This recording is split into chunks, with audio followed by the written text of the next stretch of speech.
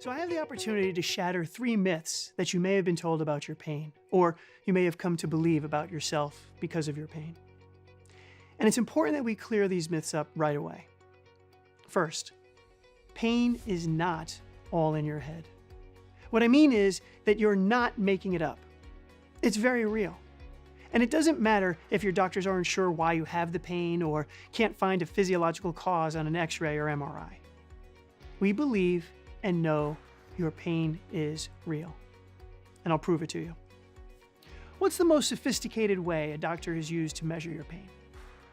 It isn't with the fancy equipment like MRIs or CAT scans that I just mentioned. Those take pictures of your body's anatomy, but no pictures of your pain are taken. There is no blood test that can measure your pain. What we do is we ask you to rate your pain on a scale of 0 to 10. 0 to 100 if we're really fancy. Now, we can go to the moon, split atoms, and even clone sheep, but we don't have anything to measure your pain other than to rate it? Why is that?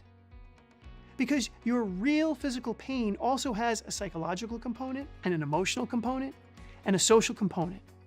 And all these combine to create your very real pain experience. So, looking at it this way, pain actually is all in your head. Because it's in everyone's head. Because pain is a biopsychosocial event that occurs in the brain, not in the place where we feel it. I'll have a lot more on that in a future video, but for now, just know that you're not crazy or making your pain up. Number 2, you are not lazy. You may have been told to just accept that your pain is chronic and move on, or were encouraged to get moving and exercise. But then the fatigue and the pain knocked you out. It is often draining. And so when you sit to rest or stay still so you don't aggravate your pain, you may have unfortunately been told that you're lazy. You aren't.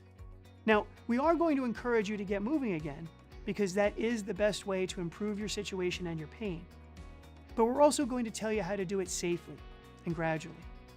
And just like an athlete, you're going to build your physical and mental and emotional skills to interact differently with your pain in order to improve your function. The fact that you're here on Pain Tools is actually evidence that you are not lazy.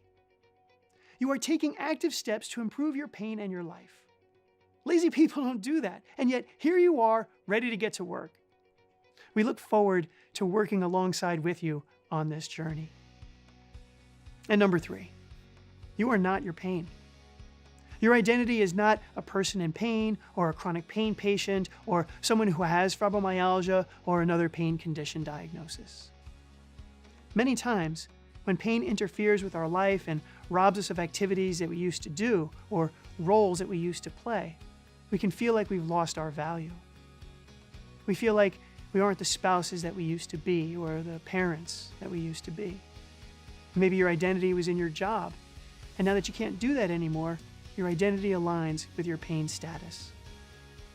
But this is not true. You are so much more than your health status.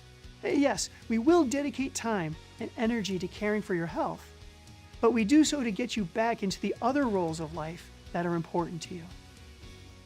And maybe how you do these roles is different, but you are still that same loving spouse or parent.